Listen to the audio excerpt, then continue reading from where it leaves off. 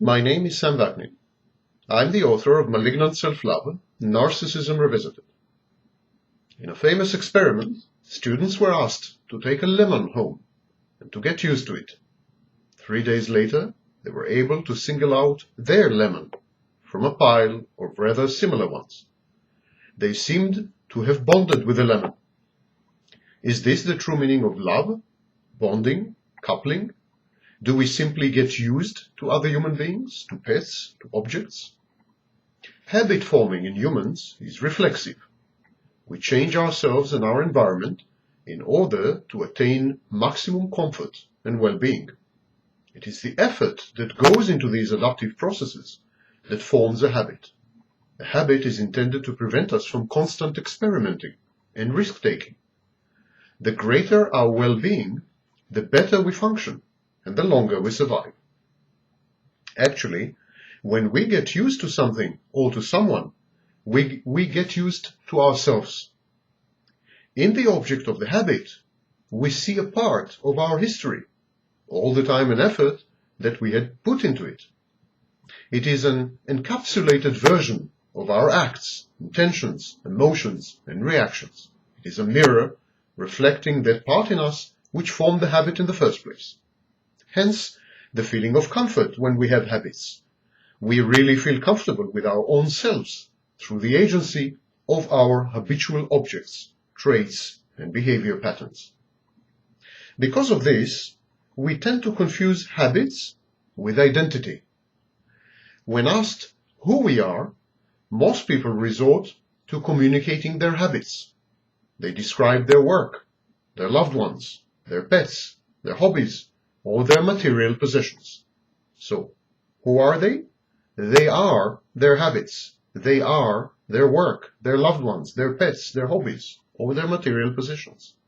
Yet, surely all of these do not constitute identity. Removing these things does not change one's identity. They are mere habits, and they make people comfortable, they make people relaxed, but they are not part of one's identity in the truest, deepest, most essential sense. Still, it is this simple mechanism of deception that binds people together. A mother feels that her offspring are part of her identity because she is so used to them that her well-being depends on their existence and availability. Thus, any threat to her children is perceived by the mother as a threat to her own self. Her reaction is therefore strong and enduring and can be recurrently elicited. The truth, of course, is that her children are part of the mother's identity in a superficial manner. Removing the children will make the mother a different person, but only in the shallow, phenomenological sense of the word. Her deep-set, true identity will not change as a result of the removal of the children. Children do die at times, and the mother goes on living, essentially unchanged. But what is this kind of identity that I'm referring to? This immutable entity, which is who we are and what we are, and which ostensibly is not influenced by the death of our loved ones. What can resist the breakdown of habits that die hard? It is our personality. This is what we call personality. This elusive, loosely interconnected, interacting pattern of reactions to our changing environment. Like the brain, the personality is difficult to define or to capture, and like the soul, many believe that it does not exist, that it is a fictitious convention, a construct. Yet we know that we do have a personality. We feel it, we experience it. It sometimes encourages us to do things.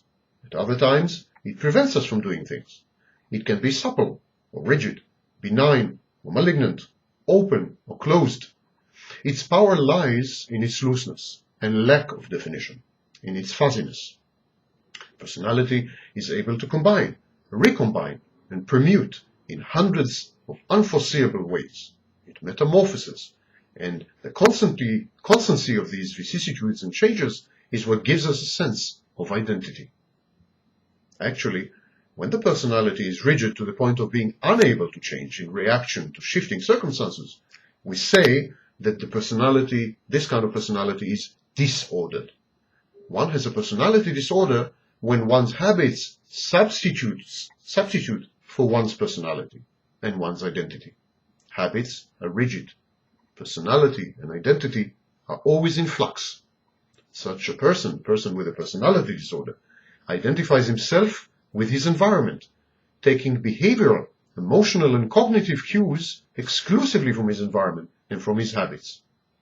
His inner world is, so to speak, vacated. His true self, merely an apparition. Such a person is incapable of loving and of living. He is incapable of loving because to love another, one must first love oneself.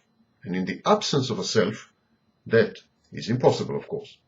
And in the long term, such a person is incapable of living, because life is a struggle toward multiple goals, a striving, a drive at something. It's a process. It's change.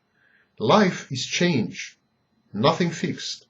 He who cannot change cannot live, and people with personality disorders cannot change.